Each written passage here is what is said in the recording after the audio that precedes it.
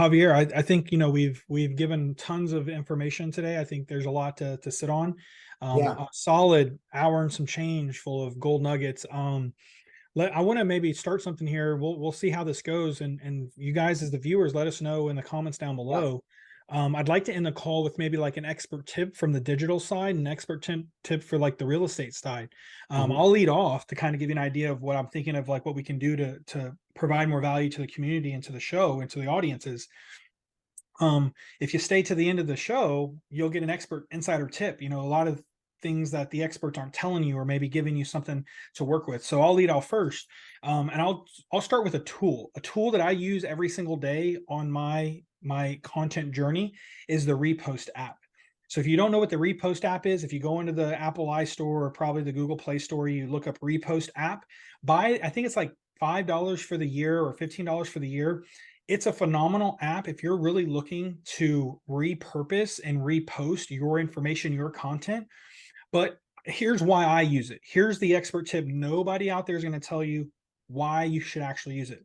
Let's say you come across another creator and you love their description. Maybe something they've written in the description, you want to copy and paste a little bit of it. But on Instagram, you can't copy and paste, right? If you've ever tried to copy the description, you can't do it. So for those of you out there putting content out there and you come across someone's post and you feel like they had a fire description and you want to go in and change it a bit, the Repost app will allow you to stripe their post, copy their description. Now you have their description. Now, I don't recommend you copy and paste it word for word because that's plagiarism. Instagram isn't going to ban you for it, but just be ethical. Take that description, put your spin on it. If you want to take it one step further, go over to ChatGPT, plug in some of your information, use ChatGPT prompts to make it different. But that's my expert tip for the digital marketing side. If you're really finding somebody's content that's fire and they put like really good information in the description, but you Yep. can't grab it, use the Repost app and pair it with ChatGPT to make it your own. And don't overthink having to write out descriptions anymore if you find somebody else's description. That's going to be my expert tip for the digital marketing side. Yeah. Javier, if you have anything for the real estate side. I remember you showing me that Yeah. time. So no, that's awesome, man. Yeah.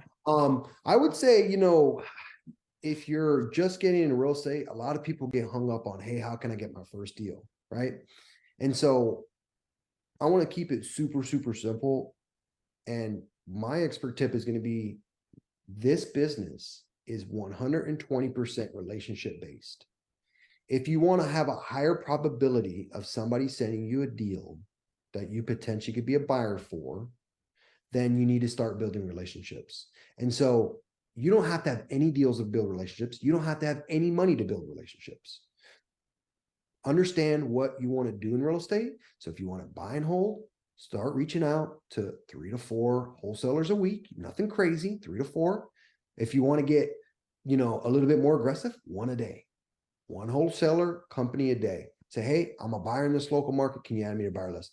I guarantee you, no one will turn you down. No one was not going to say, oh, don't give me your name and number. Don't give me your buy box. No one's going to say that.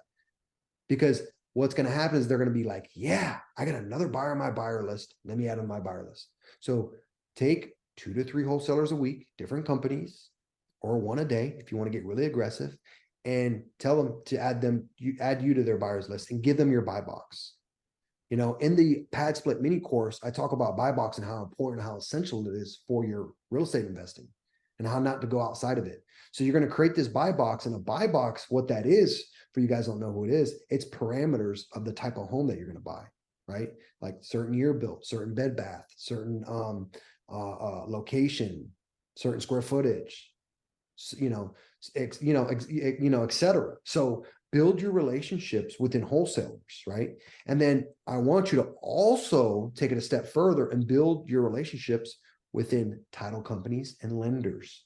Don't have to go crazy. I'm not saying you need to call 100 title companies or you need to call 100 lenders, but build some solid relationships, build a foundation for your business.